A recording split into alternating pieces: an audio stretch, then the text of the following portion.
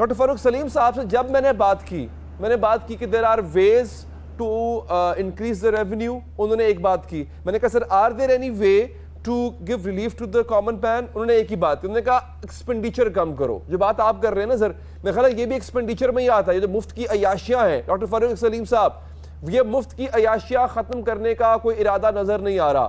اس کے علاوہ کوئی اور چارہ ہے سر کہ حکومت اپنا جو ہے وہ جو بوجھ ہے وہ عوام پہ نہ ڈالے؟ دیکھیے، یہ بات درست ہے کہ جو مفت کی بجلی ہے وہ ختم ہونی چاہیے، لیکن اگر آپ اعداد و شمار کی طرف غور کریں تو بتایا یہ جا رہا ہے کہ لگ بھگ 13 ارب روپے کی بجلی ہے جو مفت کی وابدہ ملازمین اور جس کا مہتاب صاحب نے ذکر کیا. لیکن جو ڈسٹریبیوشن کمپنیز کے نقصانات ہیں وہ 520 ارب. میں یہ سوچ رہا ہوں کہ اگر 520 ارب کی چوریاں ہیں، نقصانات ہیں، حکومت کی نااہلیاں ہیں، اگر وہ اپنی جگہ پہ رہیں گی اور 13 ارب روپے کی آپ جو مفت کے بجلی ہیں وہ بند کر دیں تو اس سے آپ کے اور میرے بل کے اوپر کوئی اثر ہونے والا نہیں ہے.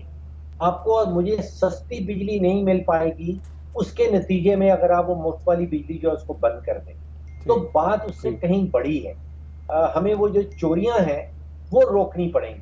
جو 520 ارب روپے کے نقصانات ہیں 10 ڈسٹریبیوشن کمپنیز کی، ان کو روکنا ہوگا. اس کے روکے بغیر یہ کام جو ہے یہ نہیں بنتا. اور دوسرا یہ ہے کہ اس میں جب تک جو چائنیز پلانٹس ہیں، دیکھیے اس وقت کوئی 17 پاور کے بجلی گھر ہیں جو چائنیز نے لگائے تھے، اور اس سال ان کو لگ بھگ 1000 ارب کی صرف کیپیسٹی پیمنٹ ہم نے دینی ہے.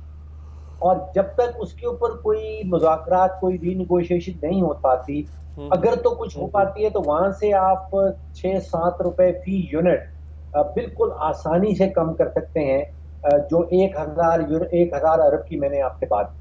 تو دو چیزیں سامنے آتی ہیں، ایک تو جو ڈسٹریبیوشن کمپنیز ہیں ان کی چوری جو 520 ارب ہے، اور جو کیپیسٹی پیمنٹ ہم نے چائنیز پاور پلانٹس کو دینی ہے جو 1000 ارب کے قریب آئے گی اس سال.